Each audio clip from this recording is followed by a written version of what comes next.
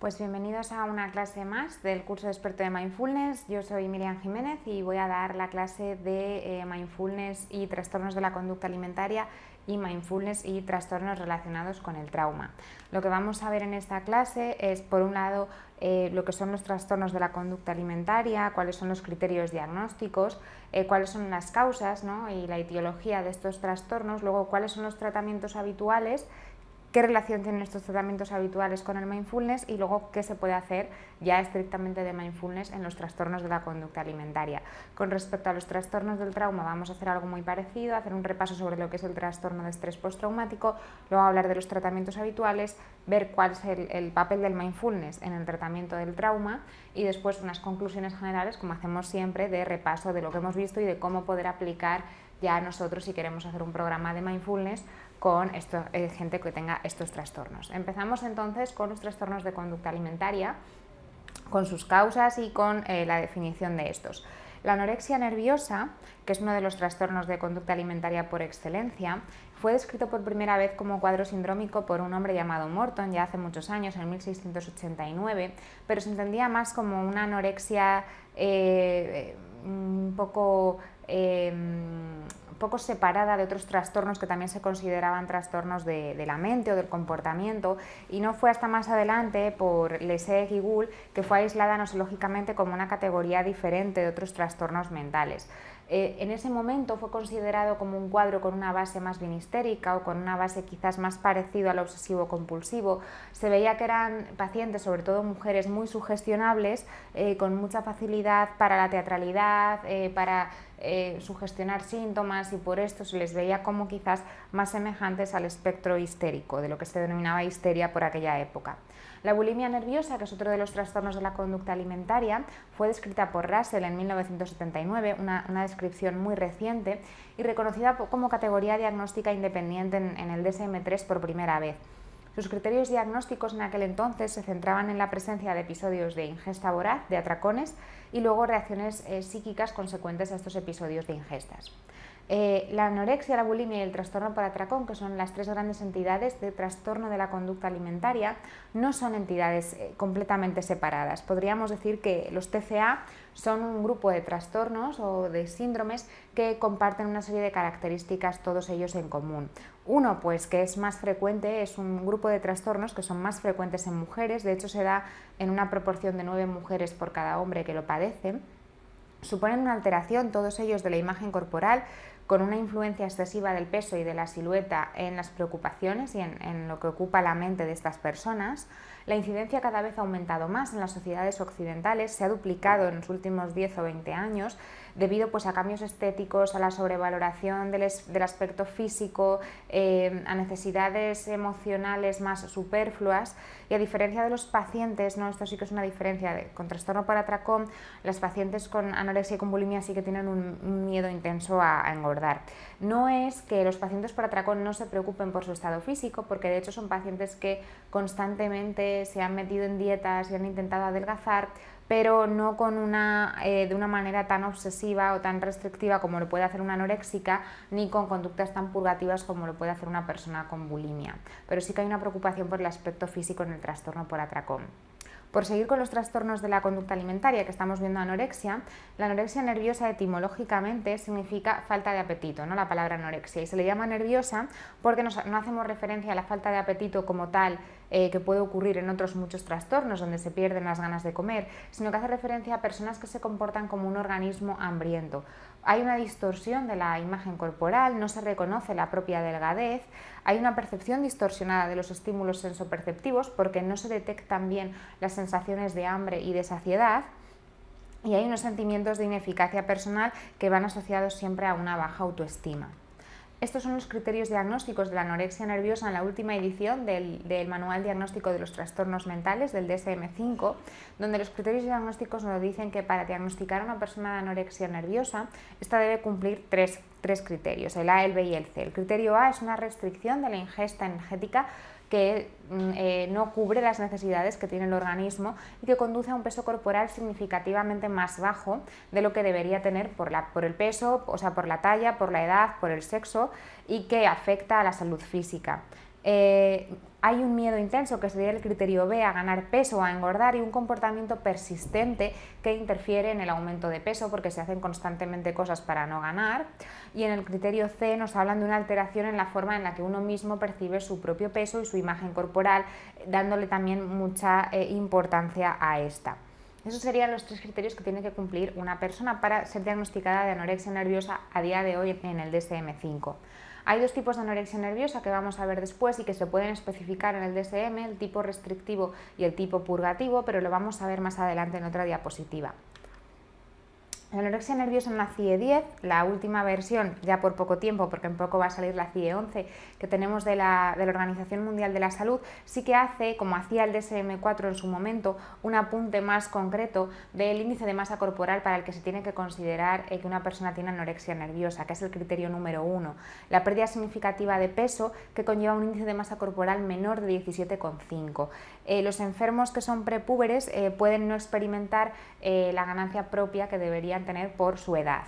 La pérdida de peso está originada por el propio enfermo, es decir, no viene por una enfermedad o por alguna alteración metabólica, sino que es el propio paciente el que evita el consumo de alimentos que engordan, y también puede ser no solo por la restricción de alimentos, sino que viene también dado o por vómitos autoprovocados o por purgas intestinales autoprovocadas o por ejercicio excesivo o por consumo de diuréticos. Hay un tercer criterio, que es que hay una distorsión de la imagen corporal, que como veis es un criterio que también comparte con el DSM, y hay un trastorno endocrino generalizado a causa de la baja ingesta que afecta al eje hipotálamo hipofisiario gonadal, que se manifiesta en la mujer con amenorrea, es decir, con una pérdida de la menstruación, y en el varón con una pérdida y un interés de la potencia sexual. Si el inicio es anterior a la pubertad, lo que sí que se ha observado es que se retrasa todas las manifestaciones típicas de la adolescencia. La anorexia nerviosa hemos visto que hay 2 tipos, entonces la CIE-10 lo mete todo en uno, pero el DSM-5 sí que hace especificar entre tipo restrictivo y tipo purgativo. El tipo restrictivo lo que hace es que durante el episodio de anorexia el individuo no recurre a atracones o purgas y no hace nada por perder peso de una manera que no sea solo dejar de comer. Las anoréxicas, digo porque son casi siempre mujeres, no por eso digo anoréxicas, restrictivas, lo que hacen es dejar de comer y punto, no hacen nada más para adelgazar. El tipo compensatorio o purgativo sí que durante el episodio de anorexia nerviosa lo que hacen es recurrir a atracones y luego a purgas de manera laxante, de hacer mucho ejercicio físico o usar enemas o cualquier sustancia laxante para perder peso de una manera purgativa, por eso tiene ese nombre. Tanto el curso como el desenlace de la anorexia nerviosa son muy variables. Es verdad que es una enfermedad con una tasa de mortalidad bastante alta dentro de las enfermedades que se consideran mentales. En los individuos de más edad, cuanto más mayor se es más probable que el curso sea más crónico y que la presentación clínica cuente con más signos y con más síntomas propios de un trastorno ya cronificado. La remisión suele darse a unos 5 años del comienzo en los individuos que consiguen remitir, y aproximadamente un 50%, la mitad, de pacientes que empiezan con un diagnóstico de anorexia nerviosa acaban con un diagnóstico de bulimia nerviosa. Con respecto a la recuperación, se ha observado que aunque sí que se suele conseguir relativamente fácil cuando hay una hospitalización, el restablecimiento del peso no es suficiente para que la paciente mejore, porque aunque estabilizan el peso y suben de índice de masa corporal, siguen presentando alteraciones cognitivas y psicopatológicas, con lo cual lo que os pongo ahí, ¿no? La comida no es suficiente, no se puede tratar a una anorexia solo haciéndola comer, sino que es muy importante el tratamiento psicológico, y ahí es donde de verdad tiene peso toda nuestra parte con mindfulness. ¿Qué indicadores hay de mal pronóstico y a los que tenemos que estar atentos también por si tenemos pacientes con anorexia, poder detectar esto y también quizás poder intervenir en estos indicadores de mal pronóstico con mindfulness para que la paciente pueda mejorar mejor? Cuanto más dure el trastorno, peor pronóstico tiene. Cuando el peso bajo que se ha alcanzado antes de la enfermedad es muy bajo, también eso indica que puede haber un mal pronóstico. Cuando se ha alcanzado un peso muy bajo ya dentro de la enfermedad, la edad de inicio, siempre todo lo que se inicie de manera muy precoz va a tener peor pronóstico. El subtipo purgativo tiene peor expectativas de ser mejorado que el tipo restrictivo. La personalidad premórbida, si es una personalidad con rasgos disfuncionales, también va a tener peor pronóstico. Y aquí os pongo en verde y subrayado la comorbilidad con depresión y ansiedad, porque aquí tenemos mucho que hacer con el mindfulness. Ya hemos visto en las otras clases cómo podemos abordar síntomas depresivos y síntomas ansiosos con mindfulness, y esto nos va a ayudar mucho si lo detectamos en pacientes con anorexia para que tengan un poco de mejor pronóstico, porque ya estamos viendo que esto afecta también en la evolución de las enfermedades de componente alimentario. Las dificultades sociales y las relaciones familiares deterioradas también suponen un problema a la hora de mejorar. La comorbilidad que más se ha visto con el trastorno de la anorexia nerviosa es bien sintomatología afectiva, sobre todo durante las primeras fases del trastorno, que suele haber como un estado ansioso irritable que según avanza se transforma más en una disforia. También suele haber sintomatología depresiva. En un 10% de los casos de pacientes diagnosticadas con anorexia nerviosa podríamos encontrar que también cumplen criterios para una depresión mayor. Y sí que existe una relación entre anorexia y depresión, pero no parece que la anorexia se derive de la depresión, sino más bien que un trastorno depresivo puede predisponer a una anorexia nerviosa y por tanto pueden ser más graves los síntomas de esta enfermedad. También hay síntomas obsesivos en el 25% de los casos de anorexia nerviosa, y un 10% de gente que recibe un diagnóstico de trastorno obsesivo compulsivo ha cumplido previamente síntomas para una anorexia nerviosa, con lo cual sí que se suele considerar que la sintomatología obsesiva es secundaria al trastorno de alimentación, pero lo cierto es que hay diversos estudios que han desvinculado ambos hechos, ya que en primer lugar suele aparecer el TOC y más tarde, como una forma de compulsión más, la restricción alimentaria y la bajada de peso. Trastornos de la personalidad también se ha estudiado mucho con todos los TCA. El grupo de Hudson encontró que el 32% de pacientes con bulimia nerviosa y anorexia nerviosa tipo purgativo o bulímico podían cumplir, según el DSM, criterios para trastornos de personalidad tipo histriónico, tipo antisocial o tipo límite. Garfinkel también observó que el 42% de pacientes con anorexia nerviosa tipo bulímico y el 37% de restrictivo, que es mucha gente, cumplían criterios para el trastorno límite de personalidad. Y os lo pongo bien remarcado porque ya hemos visto que es un trastorno que tiene mucho que ver con muchas enfermedades mentales, y en la anorexia nerviosa y en la bulimia nerviosa es un trastorno que se ve muchísimo. Dentro del trastorno límite de personalidad ya hemos visto que un tratamiento de elección es la DBT, la terapia dialéctico-conductual, y esta terapia es una terapia que conlleva como herramienta de aprendizaje el mindfulness, con lo cual aquí tenemos también mucho trabajo que hacer como terapeutas que apliquen mindfulness. Los criterios para personalidad por evitación y personalidad por dependencia también se suelen cumplir en pacientes con anorexia nerviosa. Y siempre vamos a ver que todo lo que tenga que ver con lo purgativo y lo impulsivo va a tener más que ver con lo límite, con el trastorno límite de personalidad, y lo restrictivo va a tener más que ver con las personalidades más obsesivas. Hay un modelo muy bonito para explicar la anorexia nerviosa que nos habla de unos factores predisponentes, es decir, como un caldo de cultivo que puede hacer que se desarrolle una anorexia nerviosa, unos factores precipitantes, es decir, algo que hace que ese caldo de cultivo de repente salte la chispa y aparezca la anorexia nerviosa, y unos factores que hacen que se mantenga la anorexia nerviosa. ¿Cuáles son los factores precipitantes según este modelo? Factores en los que también podemos estar un poco alerta para intervenir si hace falta. Pues los cambios corporales, sean los que sean, normalmente los que se dan en la adolescencia. Separaciones y pérdidas en la familia o con amigos, rupturas conyugales de los padres, contactos sexuales. Los primeros contactos sexuales suelen ser también en esta gente que ya tiene una personalidad premórbida que le genere, ¿no?, como más vulnerabilidad a padecer anorexia, suelen precipitar rápidamente la enfermedad. Un incremento rápido del peso.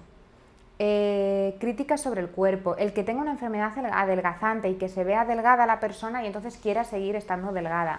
Las críticas que se hacen sobre el cuerpo, un traumatismo desfigurador. Cuando hay un accidente, por ejemplo, y tienen cualquier problema a nivel del cuerpo o a nivel de la cara, o ha tenido que haber algún tema de amputaciones, se ve bastante cómo muchas veces esto se torna en una obsesión por estar delgada y estar como más bien, ¿no?, mejor físicamente, aunque la delgadez no sea lo ideal, y sí que suele ser un factor precipitante.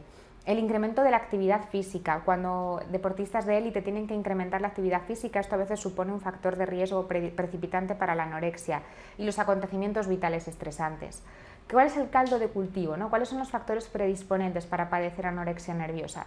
Pues factores genéticos, el haber tenido familiares que hayan padecido anorexia o algún trastorno de la conducta alimentaria en general, incluso familiares con trastornos de la personalidad también pueden aportar, ¿no?, a nivel genético rasgos heredables de patología mental. Una edad entre 13 y 20 años suele ser como la edad más vulnerable para padecer este tipo de trastorno. Ser mujer, el padecer un trastorno afectivo, como ya hemos visto, tipo depresión, el ser una persona introvertida o inestable, es decir, puntuar alto en introversión y en neuroticismo, la obsesividad, un nivel sociocultural medio alto, los familiares que tengan trastorno afectivo, familiares con adicciones, familiares con trastornos de la ingesta, que la madre sea obesa y los valores estéticos dominantes. Si viven en una sociedad o en un entorno donde la estética se imponga mucho a todo lo demás, todo esto es un caldo de cultivo que, si se une a los factores precipitantes que acabamos de ver, puede acabar desarrollando una anorexia nerviosa. ¿Y qué puede mantener luego los síntomas de una anorexia nerviosa? Pues las consecuencias propias de la inanición, las consecuencias de no comer, que muchas veces hacen que se perpetúe la propia enfermedad, porque al no encontrarse bien, encontrarse cansadas, quieren seguir comiendo menos porque atribuyen ese cansancio a no encontrarse bien con su físico, cuando realmente lo que están es cansadas porque les faltan nutrientes. La interacción familiar muchas veces mantiene la enfermedad por la atención que reciben, por lo regresiva que se suelen poner las pacientes con la atención de la familia que está encima. El aislamiento social, porque suelen perder casi todas las relaciones sociales al obsesionarse tanto con la comida y el peso. Las cogniciones anoréxicas, ¿no?, todo lo que tiene que ver con las distorsiones cognitivas que tiene una persona con anorexia. La actividad física excesiva suele mantener bastante la anorexia. Cuando tienen que, pues eso, deportistas de élite que tienen que seguir entrenando pese a haber caído enfermos, pues esto no ayuda a mejorar. Y la iatrogenia. La iatrogenia, no sé si sabréis lo que significa. Iatrogenia es cuando estamos intentando hacer un tratamiento, una intervención para que la persona mejore, pero con esa propia intervención lo que estamos haciendo es que vaya a peor. Esto es muy típico en anorexias y en bulimias, cuando se ingresa a las pacientes suponiendo que se las va a mejorar y se les pone una sonda nasogástrica para que puedan tener alimento. Realmente eso hace que se enfaden más, que se pongan peor y quieran comer menos, con lo cual muchas veces el tratar de intervenir para que mejoren hace que empeoren. Pasamos a la bulimia nerviosa. Etimológicamente, bulimia, igual que anorexia significaba no querer comer o no tener hambre, bulimia significa hambre desmesurada. En el contexto clínico se aplica a aquellos episodios que se caracterizan por una necesidad imperante de comer, sobre todo comida muy energética y en grandes cantidades, que es lo que se denomina atracón, y como consecuencia la persona después se ve invadida por sentimientos muy fuertes de culpa y de malestar y recurre a conductas compensatorias para dejar de tener en el cuerpo toda la ingesta que ha consumido. Lo que se ha denominado normalmente hace muchos años síndrome delgado gordo o bulimarexia o síndrome del caos dietético es lo que a día de hoy llamamos bulimia. ¿Cuáles son los criterios diagnósticos de la bulimia nerviosa en el DSM-5? Pues episodios recurrentes de atracones y que se caracteriza un atracón por los hechos siguientes: ingerir en un periodo determinado de tiempo una cantidad de alimentos que es superior a lo que la mayoría de personas podría comer en ese tiempo, y la sensación de falta de control mientras se está teniendo el atracón y de no poder controlar lo que se ingiere. Después tiene que haber comportamientos compensatorios inapropiados recurrentes para evitar el excesivo peso que se va a coger con todo lo que se ha comido. Los atracones y los comportamientos compensatorios inapropiados se producen al menos una vez a la semana durante 3 meses. La autoevaluación se ve indebidamente influida por la constitución y por el peso corporal, es decir, hay mucha importancia de la figura física y del peso, y la alteración no se produce exclusivamente en periodos de anorexia nerviosa, para poder diferenciarlo del subtipo de anorexia purgativo. La bulimia nerviosa, su incidencia también es mayor en el sexo femenino, igual que ocurría con la anorexia. Ya hemos visto que pasa en todos los trastornos de la conducta alimentaria, el 90% de los casos son mujeres y la prevalencia está en torno al 1-3% de la población femenina. Aparece entre los 18 y 25 años y está más distribuido socialmente que la anorexia nerviosa. La anorexia sí que parece que afecta más a una clase social medio alta, la bulimia afecta a todos los estratos sociales por igual. ¿Qué modelos explicativos hay para la bulimia? Igual que hemos visto ese modelo tan bien hecho, ¿no?, de los factores precipitantes, predisponentes y mantenedores de la anorexia, hay modelos para la bulimia como Russell, que sostiene que la bulimia es una variante de la anorexia y que para diagnosticarla habría que haber tenido antes una anorexia, cosa que hemos visto que suele suceder.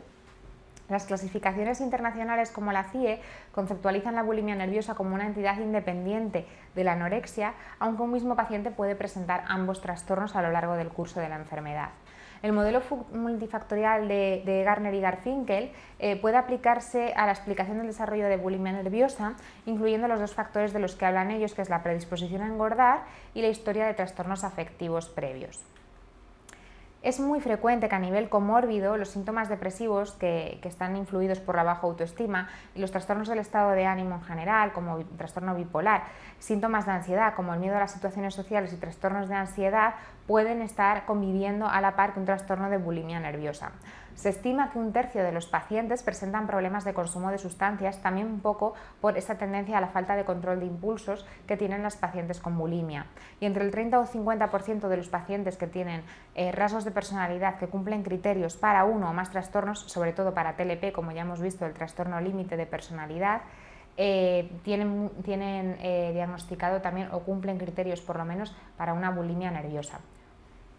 El trastorno por atracón es una nueva categoría diagnóstica que aparece en el DSM-5, aunque en el DSM-4 ya se incluía como un especificador dentro del trastorno de la conducta alimentaria no especificado, y es un trastorno en el cual también hay atracones, al igual que en la bulimia, y los atracones tienen la misma característica que en la bulimia, es decir, ingesta en un periodo de tiempo de cantidades de alimento mucho mayores de lo que ingeriría una persona en condiciones normales y una sensación de pérdida de control. Lo único que ocurre en el trastorno por atracón es que no hay una conducta compensatoria para no engordar. La persona, por tanto, engorda y la gente con trastorno por atracón suele ser personas con problemas de obesidad.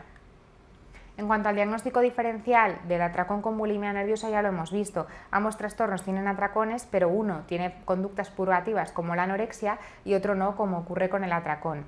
A diferencia de los individuos con bulimia, los individuos con trastorno del atracón no restringen la ingesta y además tienen un pronóstico bastante mejor que la gente con bulimia nerviosa y tienen tasas de mejoría mayores. El DSM-5 considera que el trastorno por atracón se da en mayor frecuencia en mujeres, como ocurre con todos los TCAs, como ya he mencionado, pero no hay tanta diferencia, no es 9-1 como ocurría con la depresión o con la bulimia, que era el 90%, sino que hay un poquito más de cercanía entre hombres y mujeres. El inicio típico suele ser en la adolescencia o al comienzo de la edad adulta, como ocurre con estas enfermedades, y se trata de un trastorno relativamente persistente. Aunque tiene mejor pronóstico que la bulimia y que la anorexia, suele durar parecido a ellas, lo que pasa que sí que se puede ver una reducción de la gravedad de los síntomas, cosa que no ocurre tan frecuentemente en anorexia nerviosa y en bulimia nerviosa. Vamos a ver cuáles son los tratamientos habituales en los trastornos de la conducta alimentaria. En general, el abordaje de los trastornos de la conducta alimentaria tiene que ser multidisciplinar y llevarse a cabo desde varios profesionales, psiquiatras, psicólogos clínicos, médicos de atención primaria, enfermería, prevención de salud. Y además hay que entrenar a los pacientes que van a tratar a los profesionales que van a tratar a estas pacientes, porque muchas veces empiezan un tratamiento de manera involuntaria y hay que saber hacer un buen vínculo con ellas, algo a lo que el mindfulness puede ayudar, porque es una herramienta que, como ya hemos visto, es muy amable y que promueve la compasión con uno mismo, y eso puede ayudar a intentar que se suavicen un poco la relación consigo mismas y con los profesionales que las van a atender. Son tratamientos que tienden a ser largos y, por lo tanto, es preferible que se hagan siempre en entornos lo más contenedores posibles sin llegar a ser un ingreso hospitalario. ¿Qué objetivos tiene el tratamiento para la anorexia nerviosa? Pues conseguir y mantener la seguridad y estabilidad biológica, es decir, que la persona físicamente esté lo mejor posible, reinstaurar un peso adecuado para la talla y para la edad que tiene esa persona, incrementar la motivación para que coopere en tener unos hábitos de vida saludables y abordar los síntomas relacionados específicamente con el trastorno de la alimentación, como la ingesta compulsiva, las conductas purgativas en caso de que lo hubiese, las cogniciones erróneas o sesgadas, la imagen corporal distorsionada. Sería otro de los grandes objetivos a tratar en estos trastornos. Hay que abordar también los síntomas afectivos, todo lo que tiene que ver con la baja autoestima, con el déficit de habilidades sociales, mejorar las relaciones familiares y sociales, abordar todos los trastornos comórbidos o por lo menos los más accesibles y prevenir las recaídas que son más que habituales en este tipo de patología.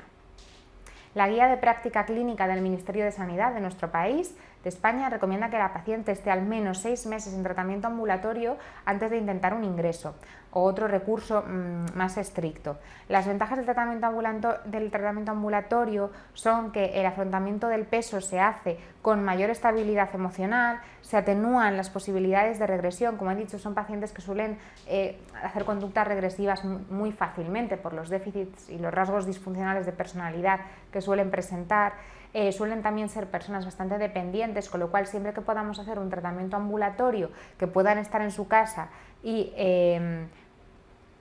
puedan relacionarse en un entorno normalizado, va a ayudar a que el pronóstico sea mejor. Además, esto va a ayudar también el que estén en un ambiente ambulatorio, el que no nieguen tanto la enfermedad y no tiendan a disociarse, como ocurre en pacientes graves que han estado internadas. Si se requiere hospitalización, que a veces pasa, esta debe ser lo más breve posible. Otra alternativa intermedia al tratamiento ambulatorio y a la hospitalización es el hospital de día. Es un tratamiento ambulatorio más intensivo, donde se va todos los días unas horas y se hace normalmente trabajo en grupo. Suele ser bastante interesante la opción de hospital de día para pacientes con trastorno de la conducta alimentaria, porque les ayuda a ver pacientes que están en su misma situación y aprender estrategias juntas las unas de las otras, aparte de, por supuesto, el apoyo terapéutico. La rehabilitación nutricional es uno de los primeros abordajes que se hace en una paciente con anorexia nerviosa. Es el tratamiento mejor establecido porque claramente es el que mejora a la paciente a nivel físico. Lo que se intenta es restablecer el peso y que la persona vuelva a comer de una manera normal y saludable. Y además también se deben contemplar en la rehabilitación nutricional las preocupaciones que tiene la persona por ganar peso y por los cambios en su imagen corporal. Existe evidencia que afirma que según la paciente mejora en la rehabilitación nutricional, también mejoran síntomas cognitivos. No del todo, ya hemos visto que no es suficiente solo que la paciente gane peso, pero sí que es verdad que el hecho de tener azúcar en el cerebro básicamente hace que este funcione mejor y las cogniciones no sean tan catastróficas ni tan sesgadas. Aún así hay que intervenir sobre ellas siempre.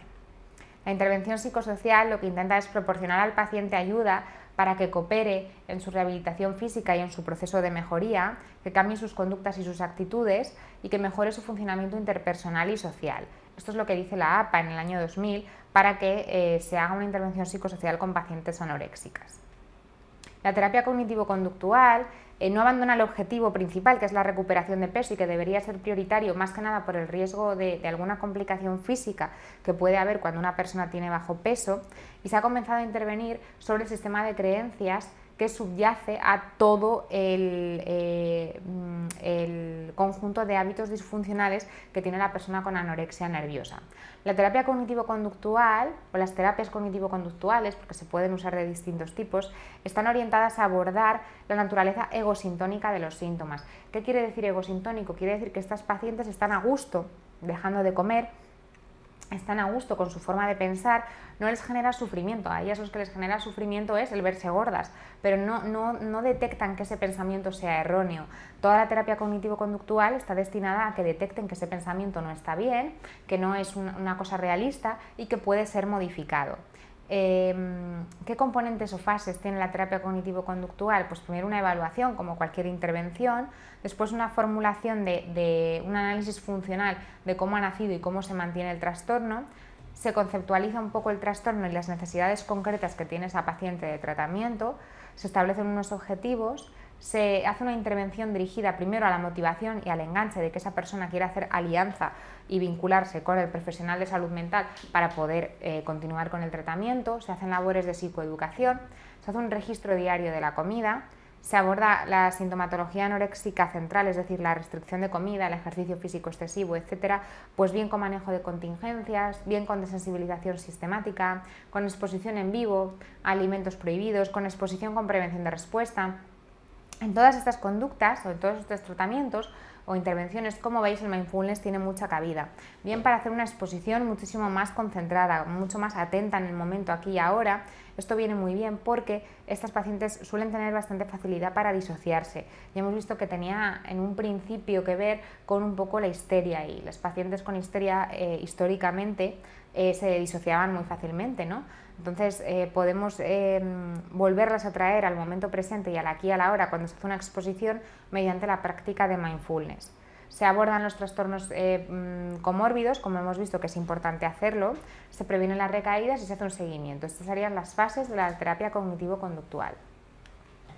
Los tratamientos mediante terapia cognitivo-conductual suelen ser individuales, largos y en muchos casos crónicos. Se recomienda hacer un tratamiento mínimo de 1 año y suelen ser de 2, incluso 3 años. Resulta adecuado aplicar la terapia cognitivo-conductual en régimen ambulatorio, primero para devolverle a la paciente la idea de que ella es responsable de su propio tratamiento y lo que hacemos, ¿no? Lo que decíamos antes, no favorecer conductas regresivas. También hay que utilizar estrategias basadas en el empirismo colaborativo, es decir, ¿ves cómo con lo que estás colaborando estás mejorando? Un poco hacerla partícipe de su mejoría y que no sea confrontador, sobre todo debido a que como tienen una percepción egosintónica de los síntomas, por mucho que les digas, pero no te das cuenta de que estás muy delgada, no lo van a ver. Entonces hay que coger otro tipo de estrategias, que a nivel ambulatorio es mucho más sencillo hacerlo. La terapia cognitivo-conductual reduce el riesgo de recaídas en adultos después de haber conseguido la recuperación de peso. El abordaje farmacológico que se suele hacer de pacientes anoréxicas incluye el uso de inhibidores selectivos de la recaptación de serotonina, de antidepresivos como la fluoxetina y también antidepresivos tricíclicos, principalmente como suplementos nutricionales como el zinc, que suele ser el mineral que más se pierde cuando uno hace una restricción de la ingesta. Para tratar la bulimia, los objetivos que se persiguen son que el paciente adquiera nuevas actitudes en relación a la comida, a la alimentación, al peso, en general a los hábitos de vida, reducir las preocupaciones relacionadas con la comida, educar al paciente en que una alimentación adecuada incluye al menos 3 comidas al día, porque suelen ser pacientes que hacen un atracón a lo mejor por la tarde y no vuelven a comer hasta la tarde del día siguiente y se pueden pasar 24 horas sin comer. Que el paciente entienda los beneficios de una alimentación regular. Por esto mismo, muchas veces aguantan mucho el hambre para no engordar o porque piensan que bueno, así me regulo, y realmente luego llegan con mucho hambre a la siguiente comida y puede haber riesgo de que se dé un atracón. Hay que evitar métodos inapropiados, ¿no?, de pérdida de peso y enseñarles pues, a lo mejor formas más sanas si es que hubiese que perder peso, si fuese necesario. Se les enseña también a ser conscientes de sus cambios emocionales, de los estados que tienen y aprender a afrontar y regular estos cambios de una manera más adaptativa, que no tenga que ver con algo compulsivo o con algo purgativo como el vómito, que reconozcan normalmente los precipitantes de los atracones y que puedan incrementar su autoestima. Los tratamientos para la bulimia también deben ser preferentemente ambulatorios, salvo si se da alguno de los siguientes criterios, que son criterios de ingreso de la bulimia. Cuando hay atracones muy grandes y muy repetitivos y está en una escalada, ¿no?, de cada vez mayor atracón, cuando hay vómitos inmediatos y muy frecuentes, cuando hay complicaciones médicas graves como consecuencia de las purgas y hay ya un desequilibrio electrolítico importante, pues una hipopotasemia o cualquier cosa parecida, cuando hay riesgo de suicidio o conductas autolíticas severas o grave intención de quitarse la vida, cuando hay descontrol de los impulsos o conductas autolesivas, tanto hacia sí mismo como descontrol de los impulsos y conductas heteroagresivas. En el primer trimestre de embarazo y con hábitos muy alterados también es criterio de ingreso, y cuando han fracasado muchos tratamientos ambulatorios anteriores. La terapia cognitivo-conductual de Fairwood, Marcus y Wilson es una terapia que se ha utilizado mucho para tratar la bulimia. Hemos visto que en general en los TCA, el objetivo prioritario suele ser reinstaurar el peso, haciendo que los hábitos vuelvan a ser un poco normalizados. Sin embargo, la psicopatología de los trastornos de alimentación suele ser algo que está más a nivel cognitivo y conductual, como pues darle mucha importancia al peso corporal o a la figura, la distorsión de la autoimagen, problemas de autoestima, rasgos disfuncionales de personalidad, y esto se aborda en esta terapia cognitivo-conductual. Es un programa de 15 o 20 sesiones que se hace en régimen ambulatorio sobre todo, con sesiones semanales tanto en individual como en grupo. Y el tratamiento se divide en 3 fases. Una fase 1, que sería lograr como objetivos prioritarios el que la paciente comprenda que necesita un tratamiento, es decir, engancharla. Una vez más nos pasa como con las pacientes anoréxicas, es muy difícil enganchar a estas pacientes porque normalmente no son muy conscientes de que tienen un problema.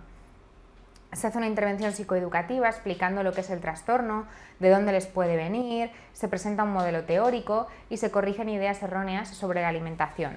Esta primera fase se llama fase de cambio alimentario en la terapia posterior, que es la terapia cognitivo-conductual revisada que hace Fairburn posteriormente.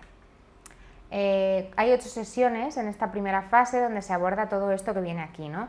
Explicar al paciente el modelo de la bulimia nerviosa, monitorizar la alimentación con un registro diario, pesarse semanalmente, proporcionar información sobre el peso, sobre la regulación del peso, las consecuencias físicas adversas derivadas de los atracones y de los vómitos, que muchas veces no son conscientes del grave riesgo físico que corren solo por vomitar mucho. Esto del descontrol electrolítico muchas veces lo desconocen y es muy grave. Prescribir un patrón de alimentación regular, dar consejos acerca del vómito, de los laxantes, explicando sus consecuencias. Dar alternativas, ¿no? Herramientas, que aquí es donde tiene mucho que ver el mindfulness, a los vómitos y a los atracones como mediadores de la gestión emocional o del malestar. Aquí el mindfulness tiene mucho que hacer. Y entrevistar a algún amigo o familiar con el objetivo de asegurar la red de apoyo social y tener colaboradores fuera que ayuden a que el tratamiento tenga más efecto. La fase 2 lo que hace es incidir en el mantenimiento de los hábitos saludables que se han aprendido en la fase 1 y se empieza a hacer una intervención cognitiva respecto a la sobrevaloración de la figura corporal, así como se les empieza a enseñar técnicas de resolución de problemas. También tiene 8 sesiones semanales. Y la fase 3 se planifica el mantenimiento de lo que se ha aprendido y de las ganancias terapéuticas, la prevención de recaídas y ya son 3 últimas entrevistas con una frecuencia quincenal. La terapia cognitivo-conductual de Fairburn y colaboradores se considera establecida empíricamente para el tratamiento de la bulimia nerviosa, especialmente para los atracones y las conductas purgativas. Es importante porque es una terapia de elección para este trastorno. Se ha mostrado igualmente eficaz en el seguimiento y en el formato grupal. Se puede aplicar tanto individual como grupal. Respecto a otros tratamientos de corte conductual, como la exposición con prevención de respuesta o la terapia dialéctico-conductual, la DBT, aunque hay estudios que la señalan como efectivas, falta evidencia que le dé tanto peso como la que tiene la terapia cognitivo-conductual de Fairburn. La terapia interpersonal también de Fairburn se comentó en el capítulo de los trastornos del estado de ánimo, yo creo que la mencionáramos en la clase de depresión, y está adaptada por Fairburn y colaboradores para el trastorno de la bulimia nerviosa, centrándose en abordar los problemas interpersonales que suelen tener este tipo de pacientes. Consta de 12 o 20 sesiones que se pueden dividir también en 3 fases. Una fase en la que se identifican los desencadenantes interpersonales de los atracones, discusiones, duelos, conflictos de rol. Se ayuda al paciente a reflexionar sobre otras estrategias de afrontamiento de dichos conflictos o áreas problemáticas a través de situaciones provocadas, artificiales, de role-playing, y se planifica un seguimiento y se prevén las posibles dificultades que pueden surgir en un futuro, un poco ayudando a la prevención de recaídas. La terapia interpersonal se ha mostrado igual de eficaz que la terapia cognitivo-conductual, aunque los resultados son más lentos. Parece que es más rápida la terapia cognitivo-conductual y por eso es la terapia de elección para la bulimia. Concretamente, a corto plazo resulta menos eficaz la TIP, la terapia interpersonal para las conductas purgativas y para la restricción alimentaria, aunque a largo plazo al final acaban siendo iguales, con lo cual para pacientes con problemas más graves será mejor poder dar una terapia cognitivo-conductual, donde ahí cabe mucho el mindfulness, aunque también en la terapia interpersonal, ¿no? Como herramienta de solución o de autorregulación a la hora de relacionarme con los demás, el mindfulness puede ayudar. Parece que tiene más cabida dentro de la terapia cognitivo-conductual. Esta es la primera opción de tratamiento y existe por otro lado evidencia no publicada de que los pacientes que no se benefician de la terapia cognitivo-conductual tampoco lo van a hacer con la interpersonal. El tratamiento farmacológico, al contrario que en anorexia, sí que tiene bastante peso en la bulimia nerviosa, siendo los más destacados los antidepresivos. Diversos estudios confirman que se reducen los atracones y que mejora el estado de ánimo cuando se pautan antidepresivos, pero los efectos antibulímicos son independientes de los efectos antidepresivos, porque para que se den efectos antibulímicos las dosis tienen que duplicar o triplicar las dosis que se dan para tratamientos de depresión. Para una depresión se dan 20 miligramos al día de fluoxetina, y sin embargo para la bulimia tienen que pautarse 60 miligramos al día de este mismo medicamento para conseguir efectos antibulímicos. ¿Por qué sobre todo fluoxetina dentro de los inhibidores selectivos de recaptación de serotonina? Porque la fluoxetina es un fármaco que ayuda no solo al componente afectivo, sino que tiene bastante peso a la hora de controlar todas las conductas impulsivas. Por eso mejoran tanto los atracones en bulimia nerviosa con este fármaco. Sin embargo, si comparamos el tratamiento farmacológico con el resto de tratamientos para la bulimia, la terapia cognitivo-conductual sigue siendo más eficaz, pero sí que es verdad que se puede ver potenciada y tener mejores resultados todavía si se usa acompañada de antidepresivos. Pasamos al tratamiento del trastorno por atracón. La variable más importante a tener en cuenta a la hora de intervenir con personas con trastorno por atracón es la frecuencia de los atracones, por encima incluso de la disminución de peso. El principal problema suele ser mantener la pérdida de peso a lo largo del seguimiento, porque por mucho que hayan perdido a lo mejor 10 kilos cuando empiezan con el tratamiento, muchas veces suelen recuperarlo, incluso a veces con creces por el efecto rebote, después de un tiempo cuando no consiguen controlar la impulsividad. Los dos objetivos que se persiguen en el tratamiento para el trastorno por atracón son disminuir la frecuencia de los atracones y disminuir la cantidad de alimentos que se ingieren en cada atracón. La terapia cognitivo-conductual, sumada a estrategias conductuales para perder peso, sobre todo cuando hay pacientes con obesidad, es el tratamiento que mejor está establecido para este trastorno. Se muestra eficaz no solo para reducir los atracones, sino también para facilitar la pérdida de peso a corto plazo. La terapia cognitivo-conductual más ampliamente utilizada es la terapia cognitiva conductual reforzada, la TCC-R, o también llamada TCC extendida. Esta terapia es una adaptación de la terapia cognitivo-conductual que se utiliza para la bulimia y para la anorexia, que es de los mismos autores, de forma que puede ser aplicada en cualquier trastorno de la conducta alimentaria y por lo tanto es transdiagnóstica y esto es interesante porque podemos incluir en un mismo grupo pacientes con anorexia, pacientes con bulimia, pacientes con trastorno por atracón y aplicar esta misma terapia cognitivo-conductual para todos ellos. Son 20 sesiones que se dividen en 4 fases después de que haya una fase previa de evaluación. La fase 1 implica al paciente en el proceso de cambio, le hace responsable y se crea con él una formulación conjunta del caso. En la fase 2, y aquí hay 2 tareas, pesarse semanalmente y comer de forma regular. En la fase 2 se revisan los progresos. En la fase 3, que es la parte central del tratamiento, se persigue hacer frente a los mecanismos claves que están intermediando en el consumo y en el mantenimiento del trastorno. Y la fase 4 lo que hace es asegurar el mantenimiento de la mejoría y minimizar el riesgo de recaídas. La terapia cognitivo-conductual reduce el número de atracones, la frecuencia y facilita la mejoría en características del trastorno como son la restricción alimentaria, la impulsividad, la desinhibición y mejora también la psicopatología que suele acompañar a estos trastornos. Se considera también que la terapia cognitivo-conductual en formato de autoayuda o con un mínimo contacto terapéutico está demostrada como probablemente eficaz o E2, que sería el nivel segundo de eficacia. Primero estaría el E1, que es muy eficaz científicamente demostrada su eficacia, luego probablemente eficaz E2 y luego E3, que sería fase experimental. Bueno, pues la autoayuda estaría en E2. Sin embargo, se considera E2 porque no todos los pacientes se benefician, ¿no? Funciona, pero no funcionan todos los pacientes con trastorno por atracón, por eso es un E2. ¿Cuál es la importancia entonces del mindfulness en los trastornos de la conducta alimentaria? Pues bien, vamos a ver mindfulness en anorexia.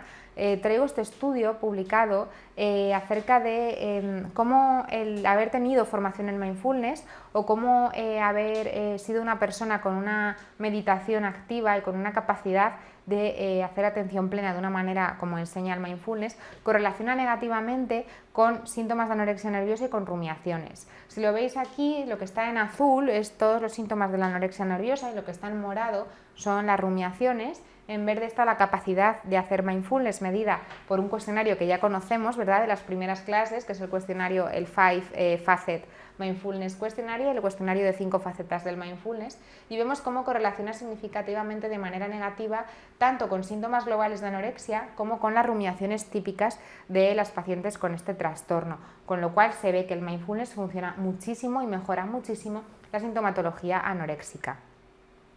Hay los niveles aceptables, por lo tanto, como conclusión, de capacidad de meditación y de entrenamiento en mindfulness, así como la aceptación, que es otro componente muy importante, ¿no?, de esta terapia, correlacionan con un menor grado de rumiaciones y de sintomatología. Se han realizado adaptaciones de la DBT, del Linehan, de la terapia dialéctica conductual, para la bulimia nerviosa y para los trastornos de la conducta alimentaria en general. De hecho, en el hospital en el que yo estoy haciendo la residencia, en el Gregorio Marañón, aplicamos la DBT a pacientes de la unidad de TCA y funciona bastante bien. Esta intervención trata de enseñar a los pacientes a manejar el malestar de una manera más adaptativa, incluyendo el mindfulness como una herramienta para ello. De hecho, enseñamos el mindfulness, hacemos una intervención con mindfulness al principio de cada sesión y luego se enseña el mindfulness como herramientas para tolerar el malestar. Lo que se intenta es que las pacientes incluyan un poco en su cabeza, ¿no?, en su forma de actuar, el mindfulness como una herramienta para evitar el malestar, en lugar de estar dándonos atracones y vomitando o dejando de comer para evitar el malestar. Pues vamos a intentar hacer algo un poco más adaptativo. ¿Qué hacen las pacientes? Pues aprenden a observar sus emociones sin esforzarse por huir de ellas, que es lo que intentan hacer con los atracones y con los vómitos, y sin la autocrítica por tener esas emociones, porque muchas veces hay una sensación de yo no puedo estar mal, no puedo enfadarme, no puedo estar triste. Entonces eso también hace que se sientan peor y acaben teniendo conductas autodañinas. Este estado de atención plena, que favorece el mindfulness, facilita alternativas adaptativas para regular las emociones. También se ha utilizado la terapia de aceptación y compromiso para la anorexia nerviosa y además son técnicas que tienen mucho que ver con el mindfulness. Uno de ellos es el desfile de pensamientos. Es un ejercicio de atención plena que tiene base en mindfulness, en el que a los participantes se les pide que imaginen cómo sus pensamientos los está llevando unos manifestantes en unas pancartas y cómo estos pensamientos van pasando en estas pancartas sin engancharse a ellos, que es algo que suele costar mucho. Estas pacientes, como hemos visto, con muchas rumiaciones, se suelen enganchar mucho en los pensamientos negativos y al verlo como un mensaje en una pancarta se les puede dejar ir más fácilmente. Este ejercicio de la pancarta fomenta la observación sin prejuicios de las cogniciones y en lugar de involucrarse en ellos.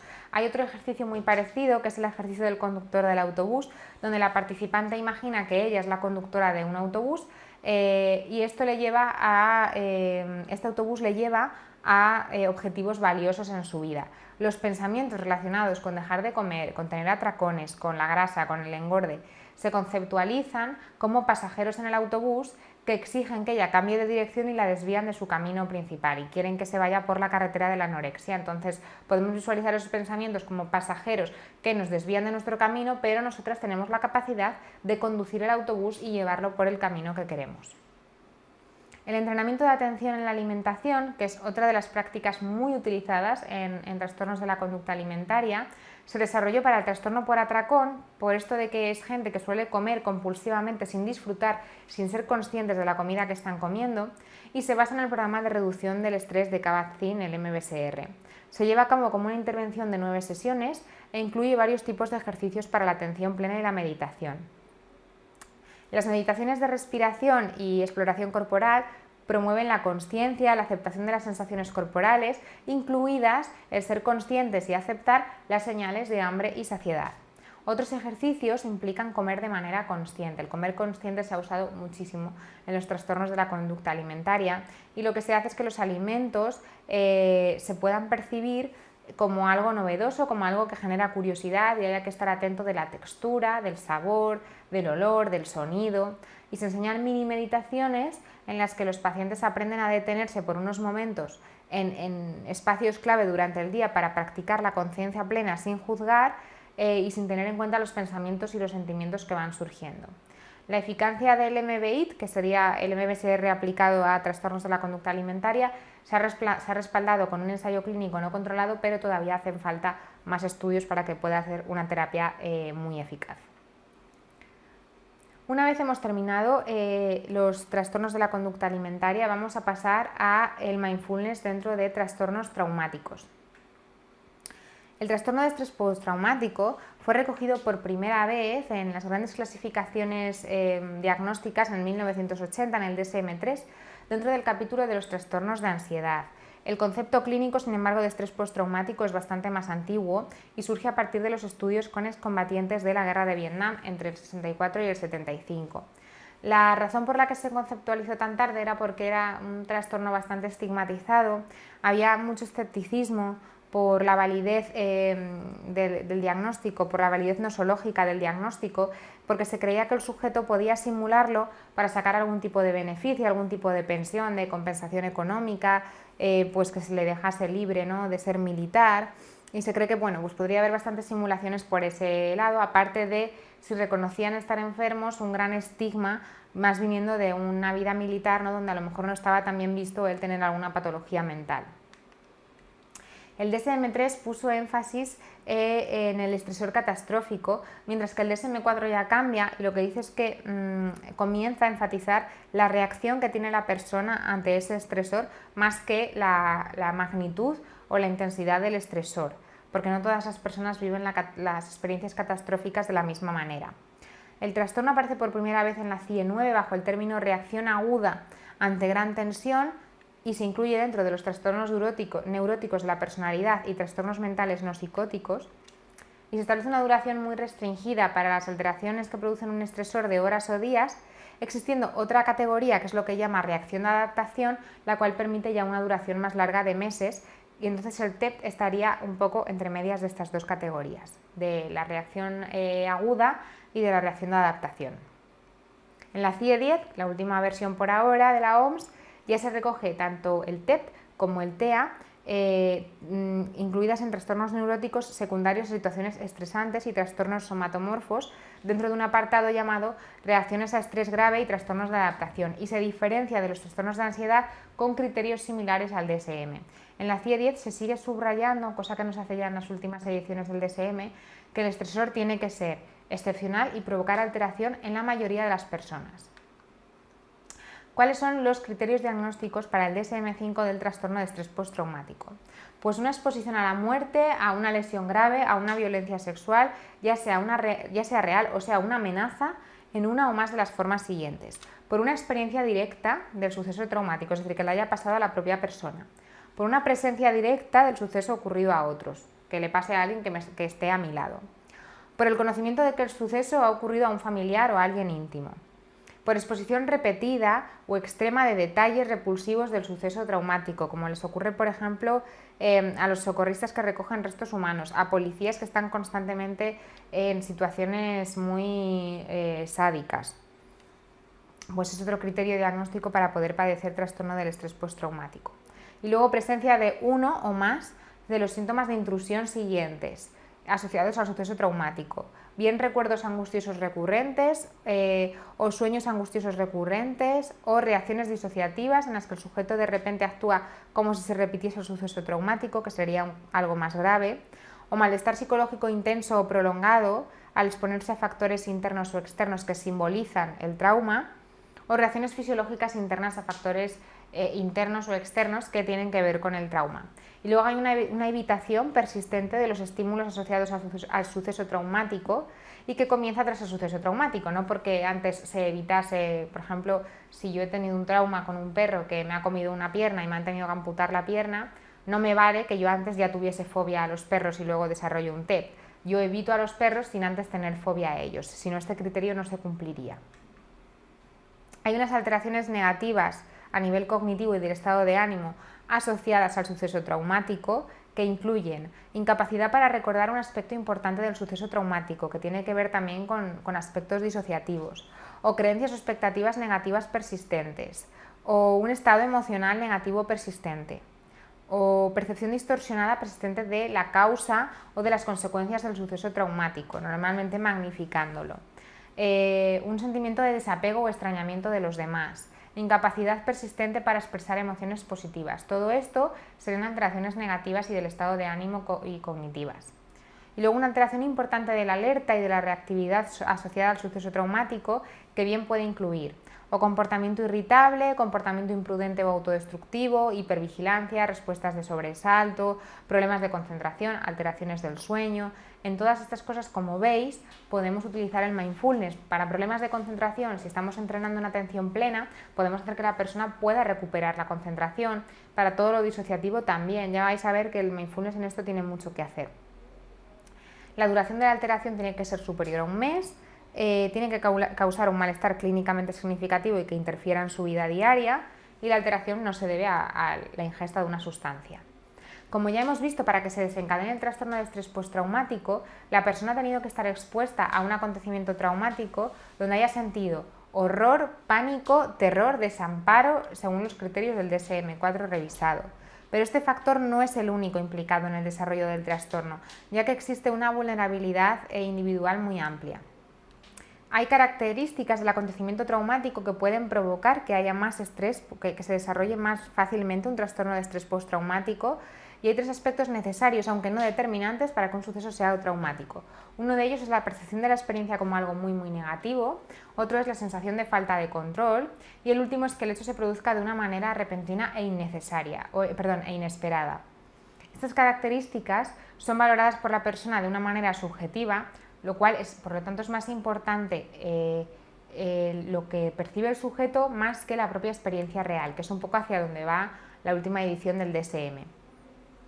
También hay variables ambientales anteriores al trauma que pueden facilitar que se desarrolle un trastorno de estrés postraumático, como la pobreza, el vivir en un ambiente violento, callejero, los antecedentes familiares, el abandono y el maltrato infantil, el abuso de sustancias puede influir en que se desarrolle más TEP. Luego, variables biológicas del sujeto, como puede ser tener un bajo número de horas de sueño o tener más reactividad fisiológica ante eventos. Eso puede desencadenar más fácilmente luego síntomas fisiológicos que se asocian al trauma. Y las variables psicológicas también se ha visto que influyen en cómo uno interprete el suceso traumático y cómo lo elabore y lo encaje. Podemos hablar de la relevancia del nivel de desarrollo social, emocional y cognitivo, siendo los niños los más vulnerables y por tanto los que pueden desarrollar reacciones más graves de estrés postraumático. Otros factores psicológicos son la autoestima, la calidad de las relaciones interpersonales, la intensidad con la que se reacciona al trauma, las habilidades de afrontamiento de la persona, etc.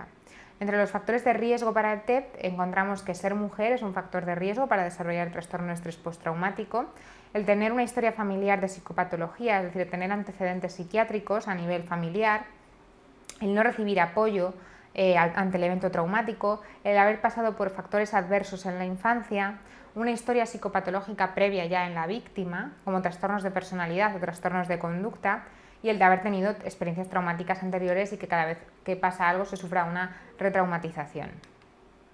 La historia personal previa al trauma también influye porque, como he dicho, la gente que tiene un número elevado de eventos traumáticos previos es más fácil que desarrolle un TEP. Y las variables ambientales postraumáticas, como el apoyo social, la disponibilidad de los servicios sociales de ayuda, el tema de no tener que acudir constantemente a juicios y que te revictimicen una y otra vez, todo eso puede favorecer que se acabe desarrollando un trastorno de estrés postraumático más fácilmente. ¿Qué tratamientos hay habitualmente en el trastorno de estrés postraumático? Como tratamientos para el trastorno de estrés postraumático, uno de los principales tratamientos que se ha usado hasta ahora es la exposición. La exposición prolongada en imaginación a los recuerdos temidos del trauma es el tratamiento de elección para el trastorno de estrés postraumático. Para las situaciones que son evitadas, que no tengan tanto que ver con volver a vivir el trauma, sino simplemente la situación, el espacio físico, se hace una exposición en vivo y se invita a la persona a volver a ir al lugar, a exponerse, etc.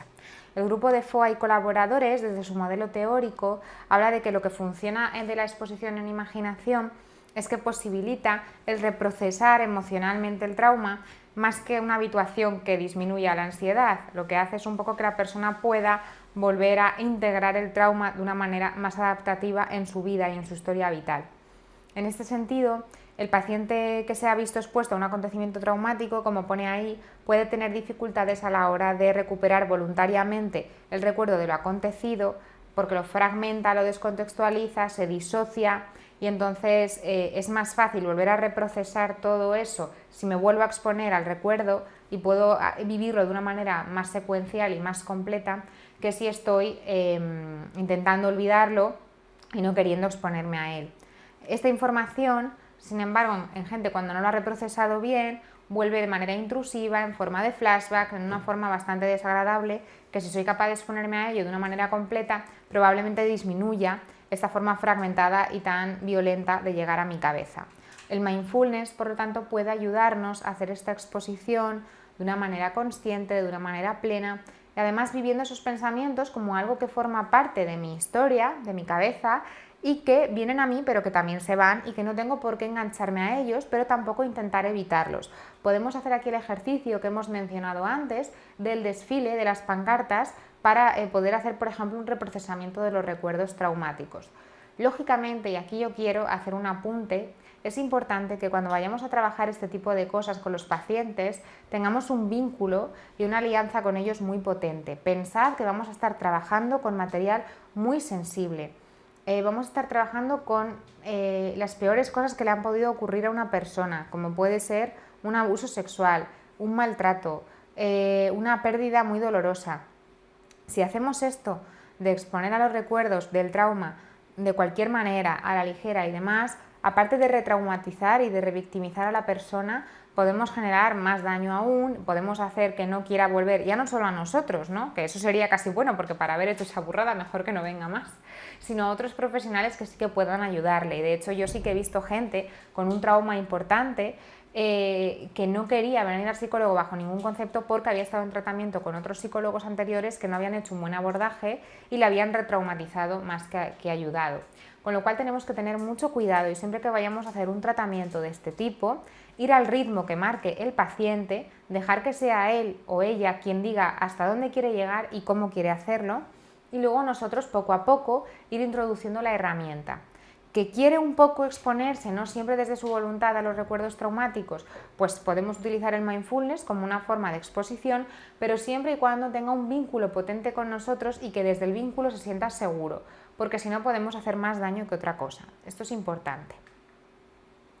Desde el modelo este que comentaba FOA de la exposición, propone lo que se llama narrativa reformulada del trauma, que el objetivo que tiene es ayudar a recordar la experiencia de modo que pueda ser, como pone ahí, asimilada en la memoria autobiográfica de la persona, lo que llamamos toda la vida elaborar algo, ¿no? Y tenerlo ya bien procesado y bien integrado, haciendo como una especie de digestión psicológica del trauma, digerir un poco todo lo que ha ocurrido. Cabe destacar una variante de Basoglu en 2005 para una intervención en supervivientes de terremotos que se lleva a cabo en un solo día, en el mismo, lo más cercano posible a que haya ocurrido el trauma y que tiene también bastante buena acogida. En comparación con otros tratamientos, la exposición sí que mejora los resultados del tratamiento farmacológico y favorece la adherencia al mismo. No se ha demostrado que sea superior al tratamiento con MDR, aunque más adelante vamos a ver críticas que tiene este tratamiento. La terapia cognitiva, el objetivo de esta terapia es corregir las creencias erróneas que tiene la persona en relación al trauma y abordar las cogniciones desadaptativas. Hay una terapia que se llama terapia de procesamiento cognitivo de Resig y Signe, que consta de dos elementos. Por un lado, una terapia cognitiva que intenta retar los significados que tiene para la persona el trauma, y por otro, una parte de exposición que es escribir y leer el acontecimiento traumático. Es igual de eficaz que la exposición, siendo el componente activo la parte cognitiva que funciona alterando el significado del recuerdo traumático. Está también el entrenamiento en inoculación del estrés de Metzenbaum, adaptado por Kilpatrick y compañía para el trauma, que incluye componentes psicoeducativos, un entrenamiento en habilidades sociales, relajación muscular, respiración, autoinstrucciones, pensamiento positivo, parada de pensamiento, en fin, un montón de técnicas dentro de las cuales también podemos incluir el mindfulness, aunque es mucho más cognitivo-conductual como para que el mindfulness tenga mucha cabida, pero bueno, se podría incluir. Se considera un tratamiento eficaz y de elección, sobre todo en casos de pacientes que presentan un grado elevado de ira y de culpa, que son además las dos características que suelen anunciar un mal pronóstico del trastorno de estrés postraumático, tanto la ira como la culpa. Y aquí viene el MDR, súper famoso para el tratamiento del estrés postraumático, la sensibilización y reprocesamiento por movimientos oculares de Sapiro. Es una técnica que consta de 8 fases en las que el sujeto se expone al suceso traumático mientras recibe una estimulación bilateral. Al principio eran movimientos de los ojos, pero después se ha podido hacer con tapping, dando golpecitos en las piernas o dando golpecitos en los hombros. Ya se va haciendo estimulación bilateral o pitidos en los oídos de muchas maneras. Las 8 fases que tiene son las 8 que veis ahí. Historia del paciente y la planificación, se evalúan los targets, ¿no? Los ítems que se va a presentar al paciente, se prepara al paciente, se hace una medición o evaluación, se lleva a cabo la estimulación bilateral, luego se instala la cognición positiva al tiempo que se aplica la estimulación bilateral, se hace un examen corporal en busca de las sensaciones perturbadoras y después se hace un cierre o clausura y una reevaluación de cómo está ese ítem en la siguiente sesión, y esto se va haciendo con todos los ítems traumáticos. Es una especie de desensibilización sistemática, pero con movimientos con estimulación bilateral. La eficacia del MDR es comparable a la exposición y además funciona más rápido, porque es verdad que los pacientes que mejoran con MDR lo hacen bastante rápido y aporta mejoría en los síntomas intrusivos y en los recuerdos recurrentes. Sin embargo, como avanzábamos antes, hay algunas críticas que pesan sobre esta técnica, como es el hecho de que no está muy claro cuál es el papel que tiene la estimulación bilateral o el movimiento de los ojos en esto, ni la rapidez en la aplicación. No está muy claro cómo de rápido, ¿no?, actúa el MDR realmente, aunque parezca que sí que mejoran, hasta qué punto mejoran del todo, hasta qué punto esto se mantiene en el tiempo. El MDR no está exento de críticas, aunque es verdad que es eficaz y eso no hay nadie que se lo discuta. ¿Qué fármacos podemos emplear para el tratamiento del trastorno de estrés postraumático? Pues los manuales recomiendan no usar benzodiazepinas porque estas personas muchas veces tienen elementos disociativos a la hora del recuerdo y de las cogniciones, y las benzodiazepinas pueden generar quizás más efecto disociativo o más sensación disociativa, y también por el riesgo de dependencia que pueden tener, ¿no?, las personas. No obstante, es cierto que luego en la práctica clínica a casi todas las personas que sufren un trastorno de estrés postraumático se las acaba pautando en algún momento de su historia clínica una benzodiazepina, pues por el componente ansioso, para que puedan dormir. Aunque no es lo que recomienden las guías clínicas ni los manuales, en la práctica sí que se hace. Y sí que pueden utilizarse antidepresivos tipo ISRS, inhibidores selectivos de la recaptación de serotonina, a dosis altas, pero siempre como coadyuvantes del tratamiento psicológico. No se usa la farmacología y ya está, habría que hacer un tratamiento psicológico también. ¿Y cómo podemos incluir el mindfulness dentro del trastorno de estrés postraumático? Pues la investigación habla de que la incorporación de la atención plena en los tratamientos para trastornos relacionados con el trauma es bastante prometedor. La atención plena fomenta la aceptación en lugar de la evitación, que es un mecanismo que pone en marcha siempre una persona cuando tiene un trauma, y proporciona una herramienta que facilita la exposición a estímulos internos temidos o incluso estímulos externos. Si yo he tenido un trauma en el parque porque me han atracado y siempre estoy evitando ese parque, pero puedo acercarme a ese parque y hacer mindfulness allí, centrando toda mi atención en los elementos del parque, intentando dejar pasar los recuerdos intrusivos que me van a venir del atraco y fijándome en los árboles, en los pájaros, en la gente que pasa, intentando eso, no engancharme en todo lo intrusivo que me viene, probablemente mejore mi relación con esto y deje de evitar y aprenda a aceptar. No se considera, sin embargo, que la atención plena funcione como una forma de control, sino más bien, como os explicaba con el ejemplo, para aumentar la conciencia y la flexibilidad psicológica, para responder así mejor a las experiencias emocionales desagradables o de malestar. Se puede utilizar entonces el mindfulness también como un coadyuvante de la técnica de exposición y, por ejemplo, hacer que si la persona cuando se está exponiendo está muy ansiosa, que pueda prestar atención plena en algo de esa exposición concreto, con curiosidad, con compasión, para que la ansiedad se reduzca pero sin estar huyendo. Esto es muy interesante porque sí que es verdad que se ha demostrado que muchas veces el poder salir en un momento de la situación y volver rápidamente, es decir, escapar y volver a entrar, no afecta a la eficacia de la exposición, pero si podemos permanecer en la exposición de una manera diferente, como poniendo atención plena en un detalle concreto, estamos permaneciendo, la sensación de eficacia de la persona va a ser incluso mayor que si sale y entra, y su experiencia emocional, de capacidad va a ser mayor y probablemente la eficacia de la exposición pues sea más rápida. Así que es una buena idea, pues yo qué sé, si me estoy exponiendo pues a esta imagen, ¿no?, que os decía del parque, y eso me está generando mucha ansiedad y no lo puedo soportar ni tolerar, puedo intentar llevar al paciente a que se fije solo en el sonido de los pájaros y vas a poner atención plena solo en los pájaros que están sonando ahora. Vamos a intentar detectar la ansiedad en nuestro cuerpo y dejarla pasar, y voy a poner mi atención en los pájaros. es una idea, ¿no? Una alternativa que podemos hacer.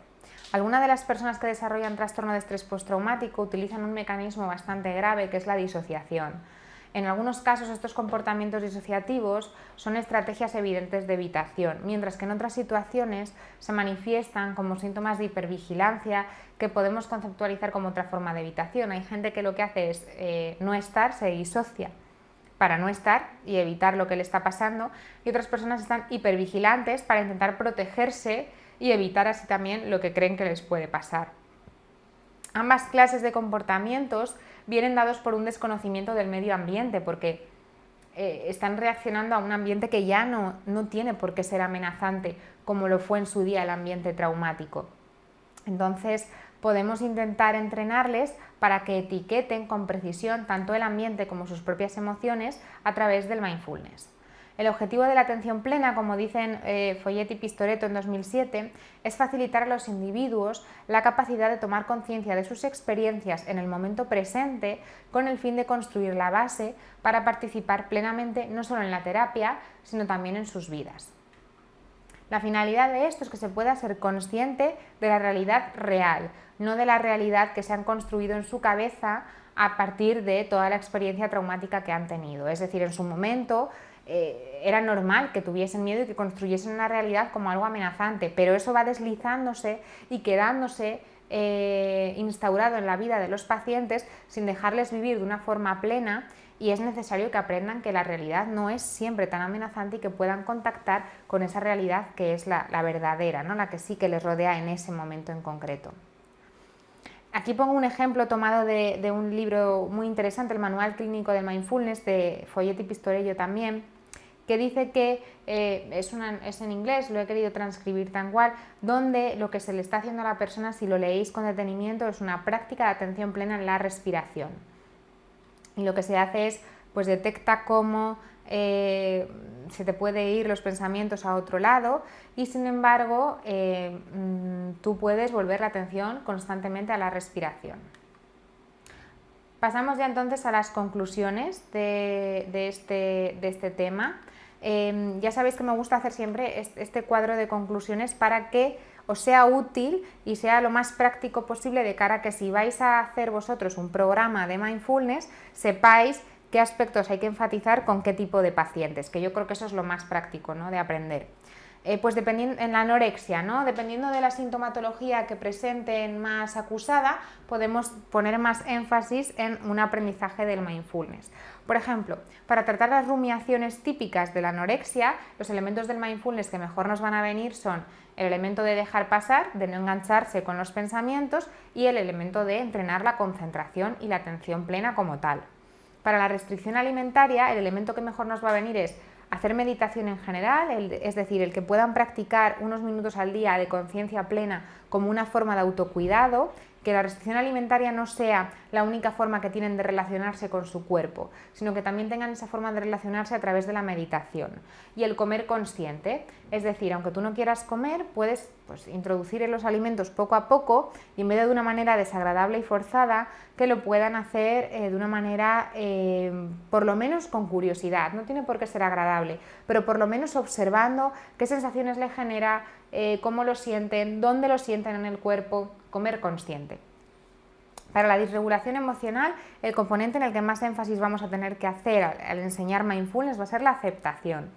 Para la autoimagen negativa, la aceptación, pero también la compasión. Todo lo que sea entrenar en compasión a estas pacientes les va a venir súper bien, porque son pacientes que a sí mismas se hablan de una manera muy dura. Y para la autocrítica, más compasión todavía. Para la bulimia y el trastorno por atracón, para los atracones, el elemento del mindfulness más importante va a ser el comer consciente, que además esto yo lo he aplicado en pacientes que son candidatos a cirugía bariátrica y que muchos cumplían criterios para el trastorno por atracón, y el tema de comer consciente les sentaba súper bien y la verdad que lo agradecían un montón. Y todo lo que tenga que ver con práctica informal, porque les va a permitir distraerse de la necesidad de darse un atracón con cualquier cosa rutinaria de la vida diaria. Para la disregulación emocional, hacer énfasis en la aceptación. Para la autoimagen negativa, en la aceptación y en la compasión, igual que pasaba en la anorexia. Y para la autocrítica, que también aparece en estos trastornos, más compasión.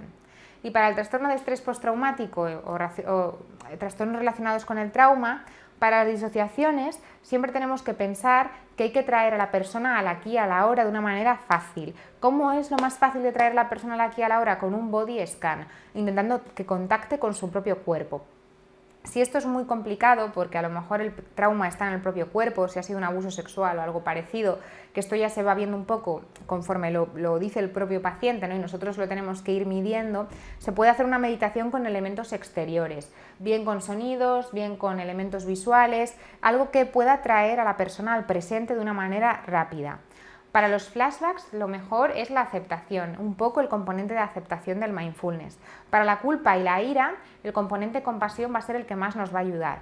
Y para la sintomatología afectiva, la aceptación y la meditación en general, un poco para poder tener otra vez ese espacio de autocuidado que cuando tenemos una sintomatología depresiva o un trastorno del estado de ánimo de corte depresivo, no suelen tener ese espacio de meditación y de encuentro con uno mismo desde un punto de vista más amable, de más aceptación y menos culpabilizador.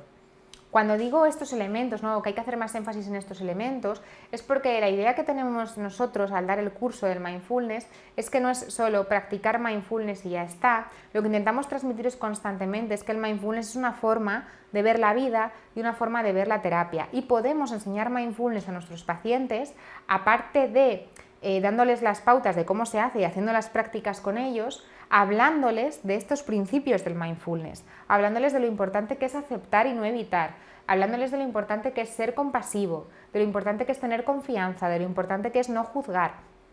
Todos los conceptos teóricos que hemos ido viendo en las clases, nuestra intención es que podáis también transmitírselos a los pacientes, pues a modo psicoeducativo, a modo de intervención verbal, no solo a nivel de la práctica, y un poco esto se puede tener siempre en la cabeza como un esquema para aplicarlo pues ante diferentes síntomas o ante diferentes aspectos que presente la persona. Por eso estos cuadros, por eso la idea de ante tal síntoma pues podemos incidir con este componente del mindfulness.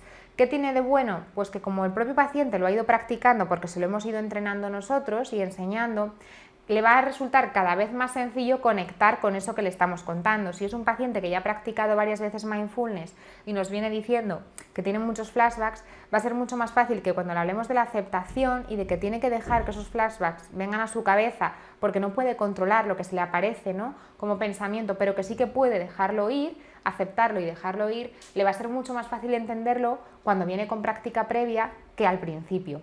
Por eso es importante que practiquen, que sepan lo que es el mindfulness y luego nosotros a nivel verbal hacer énfasis en estos componentes. Por eso es importante detectar qué le pasa a la persona y ver cómo puede enlazar eso con una filosofía mindfulness.